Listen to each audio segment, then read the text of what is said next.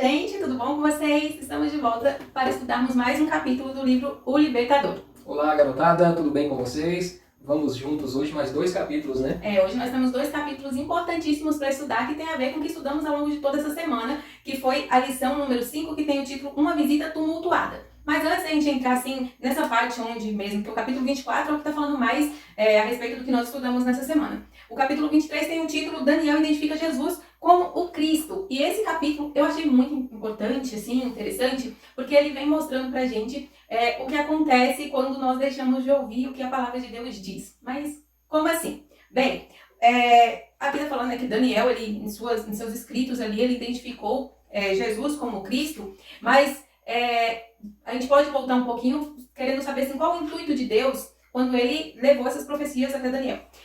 Deus nunca quis que o seu povo se separasse, ele quis manter seu povo unido. E Israel, né, foi escolhido, o povo de Israel, ali, os descendentes de Abraão, tudo, eles foram escolhidos para ser porta-voz, para ser a nação escolhida de Deus, para levar Jesus, levar a mensagem para todas as outras nações. Só que ao invés de eles fazerem isso, eles se tornaram um povo exclusivista. E aí a gente vê que Deus precisava, às vezes, levantar pessoas até de outras nações, de outros povos, para fazer a vontade dele, porque às vezes o próprio povo dele não estava fazendo a vontade dele. E isso aconteceu também com os reformadores. Nunca foi intuito de Deus em que a igreja ela se fragmentasse, né? A gente vê ali depois que Jesus ascendeu ao céu, a gente teve ali os discípulos que começaram a pregar em todos os lugares para os gentios e etc. E a gente teve uma igreja estabelecida, a gente sabe que a igreja apostólica romana foi a igreja que se estabeleceu, né, aqui na terra. Só que com o passar do tempo ela foi o quê? Se corrompendo, né? Foi se afastando daquilo que Deus... Afastando das verdades bíblicas. E quando, por exemplo, Martinho Lutero e outros reformadores se levantaram, o intuito, a princípio, não era separar e criar várias igrejas como é o que a gente tem hoje. Não, eles queriam reformar a igreja já existente, a igreja deles. Levar a igreja a voltar para a Bíblia, né? Exatamente, só que chegou um momento que não deu, a igreja não aceitou. Não aceitou, não foi bom, não teve êxito. Então, eles tiveram, aí foi quando houve a fragmentação, e aí surgiram outras igrejas que sim buscaram fazer a vontade de Deus. Por que eu tô falando disso? Porque tem a ver justamente com a profecia aqui que Daniel faz sobre o Cristo.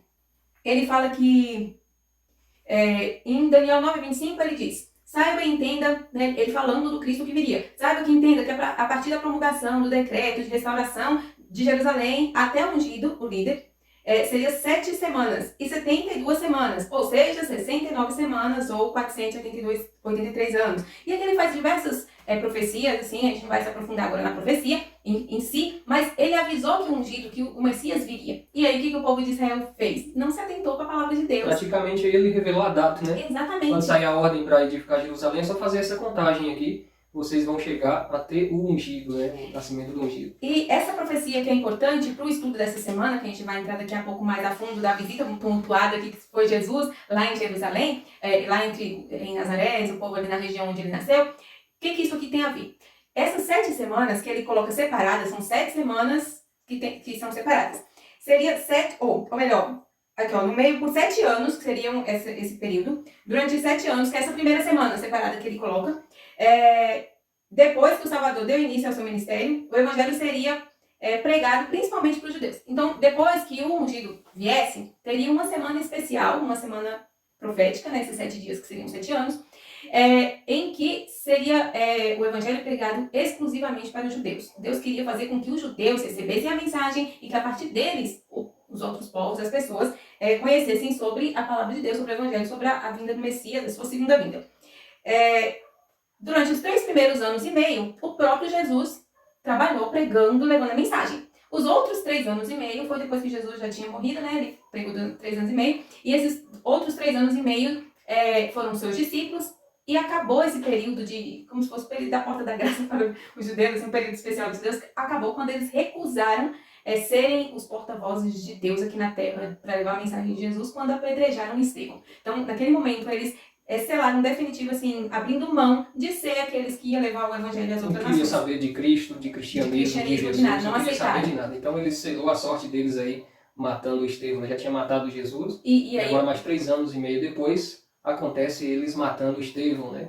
E aí é quando surge a figura de Paulo, né? Saulo a princípio, que depois é conhecido por Paulo, que começa a pregar, que ele antes era perseguidor, e a gente conhece a história, e ele depois começa a pregar para os gentios. Então é a partir daí que esse evangelho é levado mais para os gentios tipo, eles deixam meio que de lado até os judeus, porque eles já tiveram a chance deles, eles tinham sido, Não aceitaram. né, os primeiros a receber essa mensagem e não aceitaram. Então parte aí para os judeus.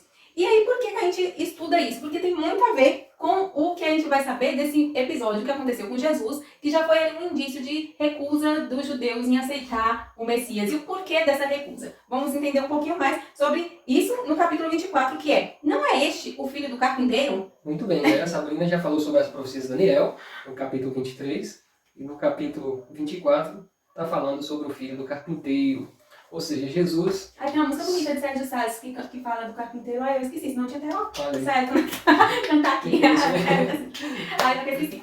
então, gente, não sei se já aconteceu com vocês. Quando vocês saem da cidade de vocês, ficam uns 2, 3 anos fora, às vezes alguns vão comportar, vão estudar, vão para o internato.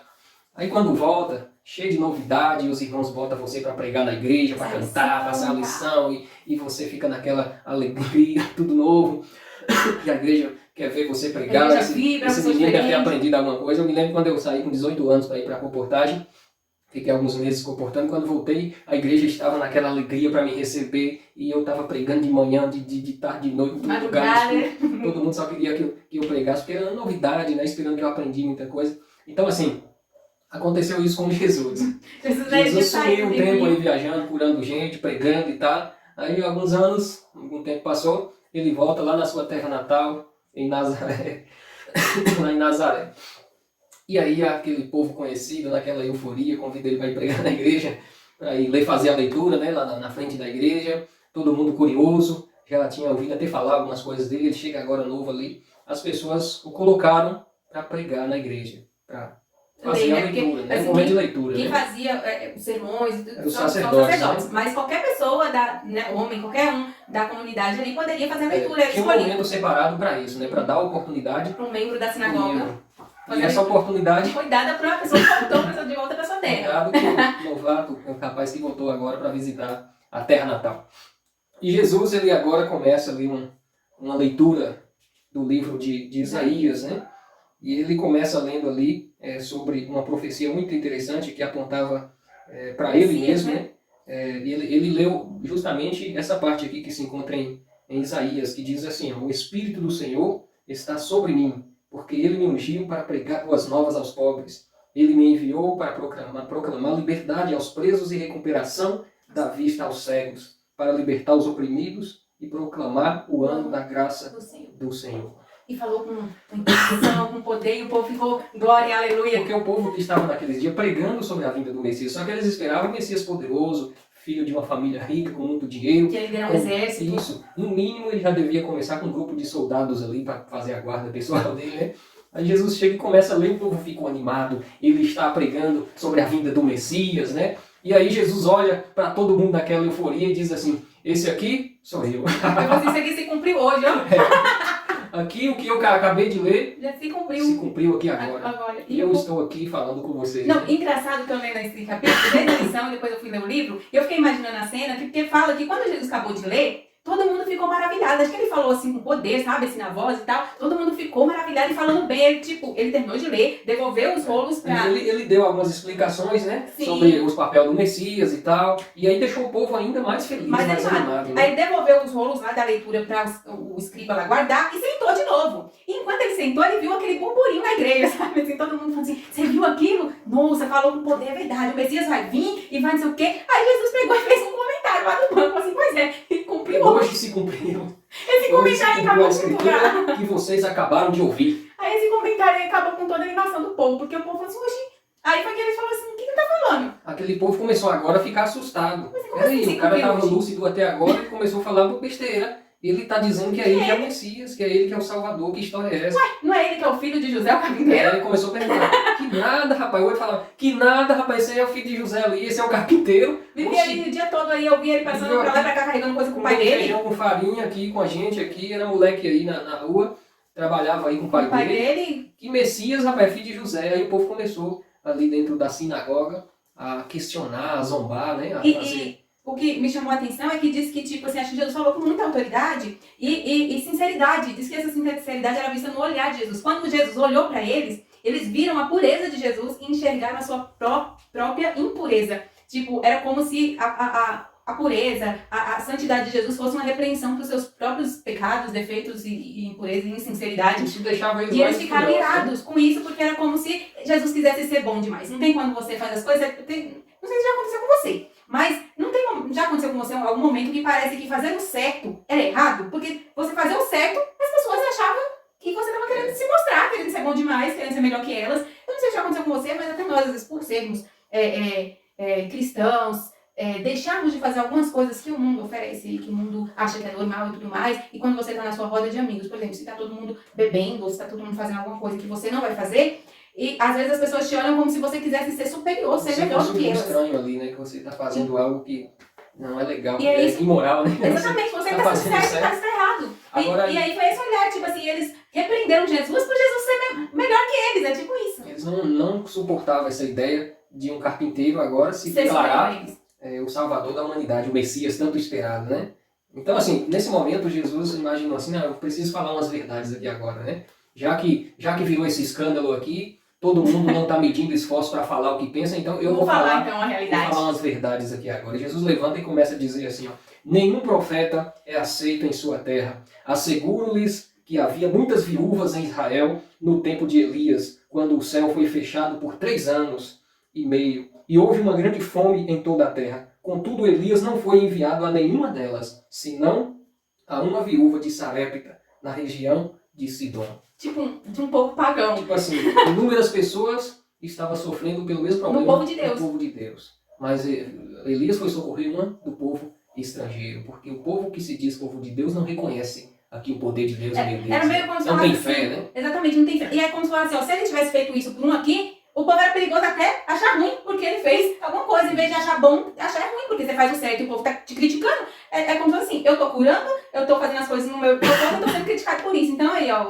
Elias foi levar comida, ajudar uma mulher lá de Sidom, porque se ele fizesse aquilo até o povo não reconhece o que se faz. E ele fala assim, eu compreendo, é por isso que vocês não estão me aceitando. Eu vou falar mais. Ele diz assim, também havia muitos leprosos em Israel no tempo de Eliseu, o profeta. Todavia, nenhum deles foi purificado, somente Naamã, o sírio. Da Síria, outro povo pagão. Saiu um profeta de Israel para ir curar. Saiu não, porque Naamã foi buscar. Também tem essa, né? Se a gente for parar para pensar, os leprosos não sabiam que tinha um profeta de Deus no meio deles e não foi atrás. Naamã lá da Síria, a gente foi atrás. Um homem que nem foi muito assim querendo, mas foi. Ele foi atrás da cura porque ele ficou sabendo que tinha um homem de Deus no meio de Israel. Ué, cadê os leprosos? Não foi atrás de Eliseu também, não? Nos dias de Elias e Eliseu, o povo rejeitou os profetas. E estava rejeitando o próprio Deus quando rejeitava os profetas. Por isso não recebia as bênçãos de Deus, mas o povo de fora recebia, porque tinha mais fé do que o povo de Deus. E tipo, e vocês estão fazendo isso agora, porque agora vocês estão rejeitando o profeta da terra de vocês. Ou seja, nenhum profeta foi valorizado na sua terra. E hoje vocês estão provando que estão corrompidos igual o povo da época de Elias, né? Nisso Jesus estava dizendo para eles, olha, as pessoas das outras nações vão receber o que vocês estão rejeitando, né? Que foi o que eu acabei de falar no início, que foi o capítulo 23. Depois, né, teve esses 7 anos em que foi pregado exclusivamente para os judeus. Até chegou um ponto de rejeição em que teve que levar a mensagem e a salvação para os outros povos, porque o povo de Israel ali rejeitou. Isso é uma alerta pra gente. Eles ficaram com tanto ódio de Jesus, que a decisão foi de matar naquele momento. Agarraram Jesus e saiu levando para o precipício para jogar dali para baixo, para matá-lo. E eles querendo bater, machucar, jogar do alto. E de repente, olha só o que aconteceu. Jesus desapareceu. Diz que Deus enviou anjos. Não tinha chegado a hora ainda de Jesus morrer, né?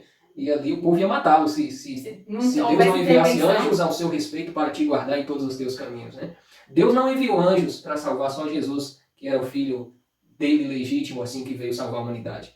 A Bíblia diz que ele envia anjos ao nosso respeito, daquele que crê. Qualquer um que crê em Jesus, ele envia anjos para nos guardar. E ele enviou para proteger Jesus naquele momento. Diz que Jesus ficou de tal forma ali. Eu fico imaginando a cena, deve ser muito engraçado. O povo foi saindo de fininho, no meio do povo. E o povo procurando e ele caiu fora e foi embora. Eu fico imaginando a cena, o povo rasgando para jogar e tal, e de repente Jesus escapou ali da mão e eles não conseguem pegar mais. Jesus vai escorregando e vai cair Jesus fora. vai no meio do povão, que estava uma multidão, gente, era muita gente. Jesus saiu assim, ninguém viu para onde foi, como é que ele saiu. E foi os anjos que ajudaram ele nesse momento. Desapareceu, né?